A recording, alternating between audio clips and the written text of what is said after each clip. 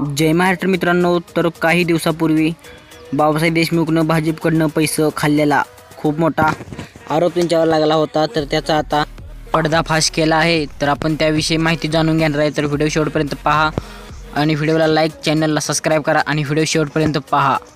आणि 2024मध्ये शिवसेना म्हणजे एकनाथ शिंदेने सांगोला तालुक्याचे माजी आमदार शहाजीबापू पाटील यांना किती खोके एवढी रक्कम दिली ती आपण या व्हिडिओमध्ये पाहणार आहे. तर व्हिडिओ शेवटपर्यंत पहा.